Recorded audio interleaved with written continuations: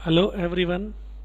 आज हम एक इम्पोर्टेंट प्रैक्टिकल की तरफ फोकस करेंगे, जिसमें हम लोगों को कैलकुलेशन सीखना है आईवीआई या इम्पोर्टेंट वैल्यू इंडेक्स के बारे में। तो सबसे पहले देखते हैं कि इम्पोर्टेंट वैल्यू इंडेक्स क्या होता है। इसके बाद मैं आपको एक एक करके इम्पोर्टेंट वैल्यू इंडेक्स जो कैलकुलेशन है उसको कैलकुलेट करने का तरीका मैं मैनुअली तरीके से एग्जांपल्स के साथ समझाऊंगा। तो सबसे पहले देखते हैं what is important value index. तो इम्पोर्टेंट वैल्यू इंडेक्स अगर परिभाषित करने का प्रयास करूं, ये इकोलॉजी में एक क्वांटिटेटिव मेजर है जिससे हम एक कोई भी कम्युनिटी में कौन से प्लांट स्पीशीज सबसे ज़्यादा है, कहने का मतलब है डोमिनेंस है। और सीधी सी बात है, अगर एक कम्युनिटी में एक प्लांट स्पीशीज डोमिनेंट है तो वह स्पीशीज उस प्लांट या उस कम्युनिटी के लिए बहुत ही इम्पॉर्टेंट हो जाता है। तो अगर मैं इसके सारगर्भ की बात करूं तो आईवीआई जो है वास्तव में एक पिक्चर क्रिएट करता है जो कि उस जितने भी पारिस्थितिकी है उसमें कितना इम्पॉर्टेंट है, उससे हम लोग इम्पॉर्टेंट वैल्यू इंडेक्स को समझ सकते हैं। इसके समझने के कारण हम ये समझ सकते हैं कि ये जो आईवीआई हम जो कैलकुलेट कर रहे हैं वो हम एक प्लांट की कम्युनिटी के बारे में स्टडी कर सकते हैं। वो प्लांट उस कम्युनिटी में कितना है, जिसको हम अबंडेंस कहते हैं, है ना, और वो कितना इम्पोर्टेंट है उस कम्युनिटी को बनाने के लिए। इस प्रकार से हम इम्पोर्टेंट वैल्यू इंडेक्स को परिभाषित कर सकते हैं। कुछ की पॉइंट्स हम लोग की तरफ देखते हैं, जैसे कि अगर हम इसका कैलकुलेशन करेंगे, क्योंकि मैंने इसको क्वांटिटेटिव मेजर कहा है, तो इसका रेंज 0 से लेकर के 300 की तरफ रहेगा। अगर हम जितना ज़्यादा वैल्यू देख पाएंगे उतना ज़्यादा उस पूरे किसका प्लांट की स्पीशीज़ का इम्पोर्टेंस होता जाएगा। मैं पॉइंटर ले लेता हूँ। हाँ, इस कारण से यहाँ पे लिखा हुआ है कि जितनी ज़्यादा वैल्यू ज़्यादा, जैसे कि अगर एक प्लांट की स्पीशीज़ है, जैसे कि घास है, तो घास का आईवीआई कैलकुलेट हुआ 2। उसके बाद दूसरा स्पीशीज़ है जिसका कैलकुलेट है 5। इसका मतलब जो 5 नंबर का आईवीआई वाला है वो ज़्यादा इम्पोर्टेंस शो करेगा उस इकोसिस्टम में, उस पारिस्थितिकी में। ठीक, इस प्रकार से हम लोग वेजिटेशन का एनालिसिस कर सकते हैं आईवीआई के अंतर्गत। तो आइए सबसे पहले देखते हैं। सबसे पहले इसको कैलकुलेट करने के लिए हमको एक स्क्वायर शेप का, आप देख सकते हैं यहाँ पे एक स्क्वायर शेप का एक सैम्पलिंग टूल आप देख पा रहे हैं। इस सैम्पलिंग टूल को हम कहते हैं क्वाड्रेंट। इस सैम्पलिंग टूल को हम क्या कहते हैं? क्वाड्रेंट। मैं यहाँ पे लिख देता हूँ एक टेक्स्ट बॉक्स के माध्यम से। इस सैम्पलिंग टूल को हम लोग बोलते हैं क्वाड्रेंट। और इस क्वाड्रेंट को हम लोग नीचे ले आते हैं। तो ये क्वाड्रेंट जो है यह वास्तव में स्क्वायर कलर का, आप देख सकते हैं कि हम ग्राउंड पे जाएंगे, हम जिस एरिया में हमको सैम्पलिंग करना है, तो इस क्वाड्रेंट को हम रैंडमली ग्राउंड पे थ्रो कर देंगे। और आप देख सकते हैं कि इस क्वाड्रेंट के अंदर जितने भी स्पीशीज़ आ रहे हैं, है ना, उसको हम एनालाइज करने की कोशिश करेंगे। ठीक, तो सैम्पलिंग टूल हमारे लिए क्वाड्रेंट हो जाएगा। तो सबसे पहले हम लोग कैलकुलेट करने की कोशिश करते हैं कि आईवीआई को। तो सबसे पहला जो पॉइंट है जो आपके लिए इम्पोर्टेंट है, शायद मैंने इस स्लाइड को यहाँ पे रखा हुआ है। तो एक आईवीआई को कैलकुलेट करने के लिए हमारे पास 3 चीज़ों का होना आवश्यक है। एक, हमारे पास हमको पता होना चाहिए रिलेटिव फ्रीक्वेंसी। मैं बताऊंगा कि आपको रिलेटिव फ्रीक्वेंसी किस तरह से कैलकुलेट किया जाता है। दूसरा मैं बोल सकता हूँ आपको, दूसरा है रिलेटिव डेंसिटी। रिलेटिव डेंसिटी कैसे कैलकुलेट करते हैं मैं भी आपको एग्जांपल्स के थ्रू बताने का प्रयास करूंगा। दूसरी बात आपको मैं, तीसरी चीज़ जो है वो है रिलेटिव डोमिनेंस। इन तीनों ही चीज़ों को अगर आप जोड़ देंगे तो आपको इम्पोर्टेंट वैल्यू इंडेक्स के मान की प्राप्ति हो जाएगी। तो आप याद रखिए 3 चीज़ आप लोगों को चाहिए, एक रिलेटिव फ्रीक्वेंसी, दूसरा रिलेटिव डेंसिटी, और तीसरा जो है वो रिलेटिव डोमिनेंस। आइए एग्जांपल्स के तरीके में एक एक करके समझने का प्रयास करते हैं कि हम किस तरह से रिलेटिव फ्रीक्वेंसी सबसे पहले कैलकुलेट करने का प्रयास करेंगे। जैसे कि आपने क्वाड्रेंट के माध्यम से एक क्वाड्रेंट को जिस एरिया में आपको स्टडी करना है वहाँ पे आपने रख लिया है ना, और उस क्वाड्रेंट में आपको A B C D E species मान के चलिए आपको मिला। तो आपको पहले क्वाड्रेंट में ए स्पीशीज़ प्राप्त हुआ, तो आप रिलेटिव फ्रीक्वेंसी निकालने के लिए आप क्या करेंगे कि पहले क्वाड्रेंट में वो स्पीशीज़ प्रेजेंट है कि नहीं है। अगर वो है तो आप उसमें प्लस का साइन डाल देंगे, ठीक है। अगर वो है तो आप उसमें प्लस का साइन डाल देंगे। ये एक्सेल की वजह से प्लस नहीं हो पा रहा है, ठीक है। तो आप यहाँ पे, मैं एक काम करता हूँ कि मैं यहाँ पे प्लस का साइन डाल देता हूँ, ठीक है। तो ये स्पीशीज़ यहाँ पे प्रेजेंट हो जाएगा। एक सेकेंड, क्यों ना इसको वर्ड में कॉपी कर दिया जाए, तो शायद हमको एडिट करने में आसान हो जाएगा। इसको वर्ड में कॉपी कर देते हैं। इस टेबल को आपको बनाने के लिए आपको ध्यान पे रखना पड़ेगा कि मैंने क्या क्या कॉलम यहाँ पे रखा हुआ है। इस कॉलम को रखने के लिए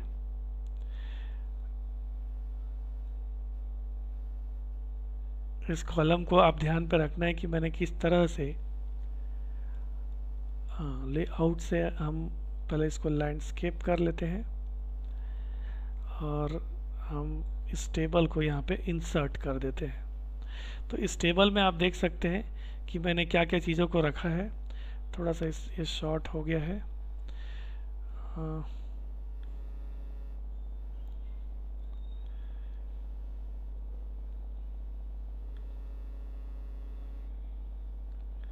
तो मान के चलिए आपके पास पहला स्पीशीज़ जो है वो प्रेजेंट है, तो आप यहाँ पे प्लस का साइन डाल देंगे। ए स्पीशीज़ पहले क्वाड्रेंट में प्रेजेंट है। पहले क्वाड्रेंट में मान के चलिए ए बी स्पीशीज़ एब्सेंट है, इसलिए माइनस का साइन डाल दिए। अगर सी स्पीशीज़ प्रेजेंट है तो प्लस का साइन डाल देंगे। डी स्पीशीज़ प्रेजेंट है तो हम इसमें फिर से प्लस का साइन डाल देंगे। अगर ई स्पीशीज़ है तो माइनस का साइन हम इसमें डाल देंगे, ठीक है। नेक्स्ट देख सकते हैं कि सेकेंड क्वाड्रेंट में ए स्पीशीज़ प्रेजेंट है कि नहीं है। मान के चलिए प्रेजेंट है, तो हम इसमें प्रेजेंट का साइन डाल देते हैं। और सी स्पीशीज़ एब्सेंट है, बाकी स्पीशीज़ आपको नहीं देखने को मिल रहा है या बाकी पौधे आपको नहीं देखने को मिल रहा है, तो आप इसमें नेगेटिव साइन डाल देंगे। तो जो प्रेजेंट रहेगा आप उसमें करते जाएंगे। इसी तरह से मान के चलिए थर्ड क्वाड्रेंट में आपको ये पूरे स्पीशीज़ देखने को मिल गया, तो आप इसमें प्लस प्लस का साइन डाल पा रहे है ना। और फोर्थ क्वाड्रेंट में आपको कोई भी स्पीशीज़ नहीं, मैं रैंडम एग्जांपल्स ले जा रहा हूँ। ये स्पीशीज़ आपको नहीं देखने को मिला फोर्थ क्वाड्रेंट में। पहले में फिर से पॉजिटिव पॉजिटिव, यहाँ पे प्रेजेंट है ए स्पीशीज़, बी स्पीशीज़, सी स्पीशीज़। जिस स्पीशीज़ में ये प्रेजेंट है वो आप वहाँ पे प्लस का साइन डाल देंगे। अब आपको तो क्वाड्रेंट लगा के मैंने first second third fourth fifth calculation देख लिया। अब आपको नेक्स्ट कॉलम देख रहे होगे, total number of quadrant in which species is present, ठीक है। अब आपको ए स्पीशीज पांचों क्वाड्रेंट में कितने प्रेजेंट थे ये आपको गिनना है।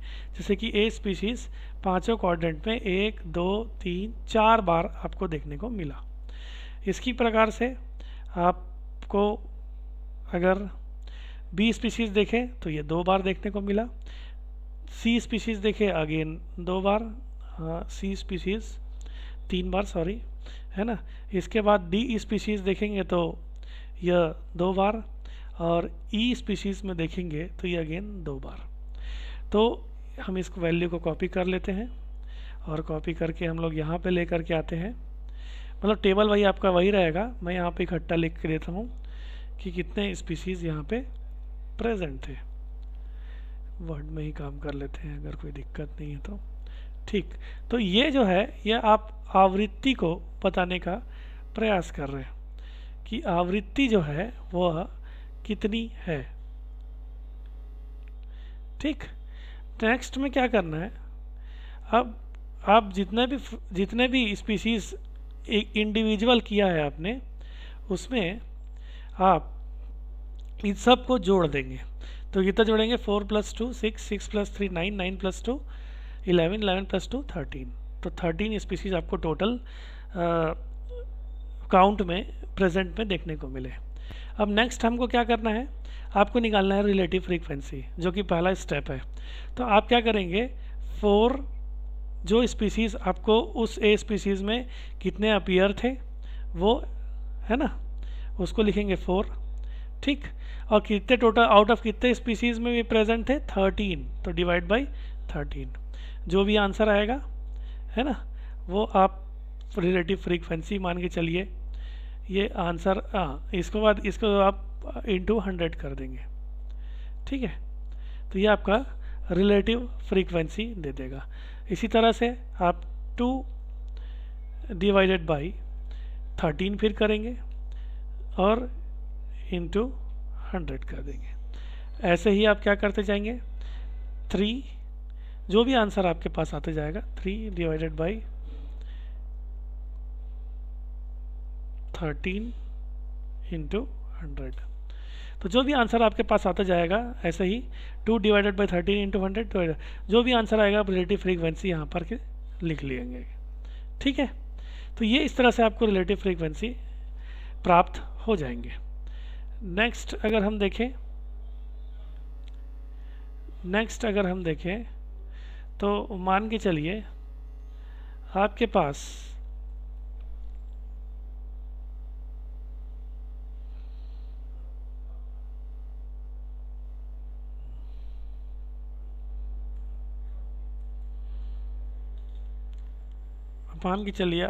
जो है, अब आपको क्या कैलकुलेट करना है, आपको रिलेटिव डेंसिटी कैलकुलेट करना है। पहले हम लोग देख रहे थे फ्रीक्वेंसी में कि कितने स्पीसीज प्रेजेंट थे। ठीक है, कितने स्पीसीज प्रेजेंट थे। अब आपको उन स्पीसीज का नंबर हर एक क्वाड्रेंट में लिखना पड़ेगा। कैसे लिखेंगे, जैसे कि यहाँ पे एक टेबल बना हुआ है सेम जो ऊपर वाले से ही है, बस केवल यहाँ पे आप देख सकते हैं कि चेंजेस है total number of individual of a species. ठीक, मान के चलिए कि आपके पास पहला क्वाड्रेंट में ए स्पीसीज जो है वो 2 मिला, बी जो है वो 3 मिला, सी मिला है वो 4 मिला, इसके बाद डी जो है 5 मिला। गिन रहे हैं आप, पहले प्रेजेंट है कि नहीं गिन रहे थे। पहले हम लोगों ने देखा था कि कितने क्वाड्रेंट्स में एक स्पीसीज कितना प्रेजेंट है। सेकंड क्वाड्रेंट में आप देखिए आपको फिर 3 मिला, फिर 4 मिला, फिर 2 मिला, फिर 1 मिला, फिर 2। ठीक, थर्ड क्वाड्रेंट में आपको 4, फिर 3, 2, 1 और ई स्पीसीज आपको थर्ड क्वाड्रेंट में नहीं मिला। फोर्थ क्वाड्रेंट में भी अगर आप देखें तो 0, 1, 2, 3, 4 मिल रहा है। ठीक, उसके बाद फिफ्थ क्वाड्रेंट में भी अगर आप देख रहे हैं तो 1, 2, 3, 4, 5। ठीक, ये मैंने हाइपोथेटिकल एग्जांपल पूरा लिया है ताकि आप कैलकुलेट कर पाएंगे। ठीक, इसके बाद आपको टोटल नंबर ऑफ इंडिविजुअल लिखना है यहाँ पे कि ए कितने मिले। तो आप क्या करेंगे, इस पूरे को सम कर देंगे। तो 2 + 3 5, 5 + 4 9, 1 + 10। इस तरह से आप टोटल करते जाएंगे। इसी प्रकार से इस पूरे को टोटल करेंगे। 3 7, 3 + 4 7, 7 + 3 10, 11 और 2 13। इसी तरह से सी स्पीशीज़ देखेंगे। सी स्पीशीज़ में आप कैसे कैलकुलेट करेंगे, 4 + 2 + 2 + 2 + 3 है ना। तो ये टोटल कितना होगा, 3 2 5 2 7 2 9 4 9 4 13। इसी तरह से 5 + 1 प्लस इतना, तो 5 + 1 6, 6 + 1 7, 7 + 3 10, 10 + 4 14। तो यहाँ पे 14। तो इसी प्रकार से अगर आप देखें इसको टोटल करेंगे तो 6 + 2 8, 8 + 4 8 + 4 12, 12 प्लस 5 17। इस तरह से आप कैलकुलेट कर लेंगे। तो यह आपने टोटल नंबर ऑफ़ इंडिविजुअल हर एक स्पीशीज़ का कैलकुलेट किया, है ना। नेक्स्ट में आपको क्या करना है, जो आपने पहले किया था वही चीज़ों को हमको करना है। अब हमको ये टोटल कर देना है, ये 10 प्लस 13 प्लस 13 प्लस 14 प्लस 17।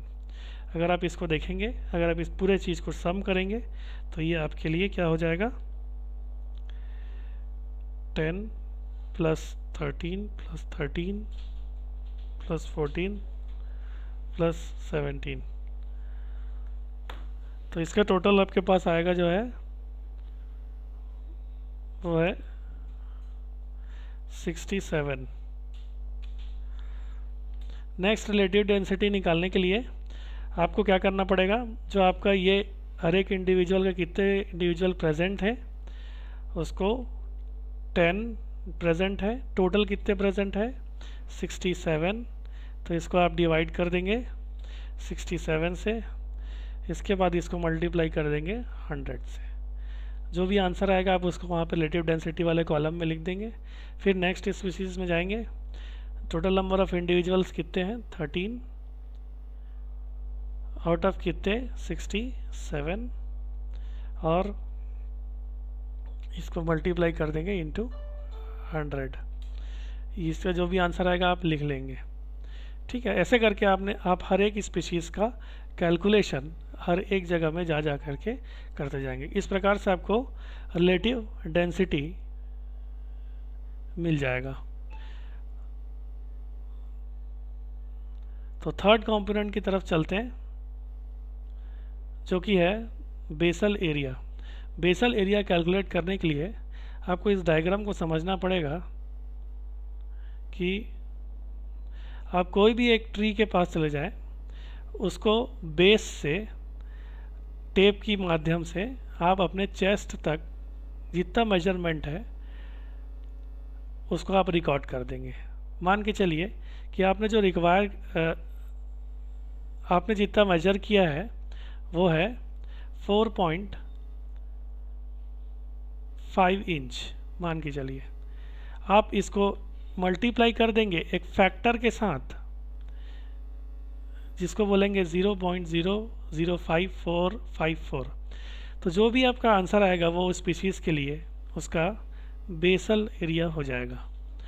तो आपको क्या करना है, बेसल एरिया कैलकुलेट करने के लिए आपने कोऑर्डिनेट में गए, जिस स्पीशीज़ को आपने पकड़ा है उस स्पीशीज़ को चेस्ट हाइट पर आप टेप के माध्यम से मेजर कर लेंगे। मेजर करने के बाद जितना भी आपके पास मेजरमेंट आएगा उसको एक फैक्टर से मल्टीप्लाई कर देंगे, जो कि 0.05454 के बराबर होगा। तो आप देख सकते हैं कि अगर हम बेसल एरिया की तरफ चले तो ये वो भी टेबल हम लोगों का इसी तरह से बनेगा जैसे हम लोगों ने बाकियों के टेबल में बनाया था। बस डिफरेंस ये होगा कि क्वाड्रेंट आपके पास 1 2 3 4 5 रहेंगे, और स्पीशीज़ जो है ये आपका टोटल बेसल एरिया हो जाएगा। टोटल बेसल एरिया हो जाएगा। मान के चलिए पहले आपके पास ए स्पीशीज़ का बेसल एरिया आपने कैलकुलेट किया, मल्टीप्लाई किया जैसे मैंने आपको बताया, तो वो 1 आया।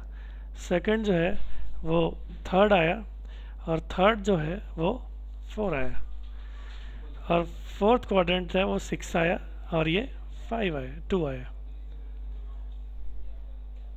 ठीक। तो नेक्स्ट कॉलम में ऐसा करके आपके पास मान के चलिए ये एक डेटा आपको मिल गया। मैं एक हाइपोथेटिकल डेटा दे रहा हूँ आपको।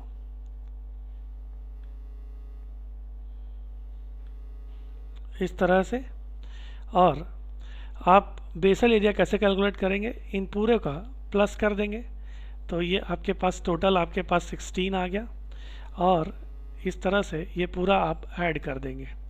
ऐड करने के बाद आपको इस पूरे का फिर से सम करना है, टोटल कितना आएगा, आपके पास 80 आ गया। फिर आपको क्या करना है, आपको इस 16 को लेना है, डिवाइड बाई टोटल इंटू 100। तो नेक्स्ट सेम चीज़ आपको करना है।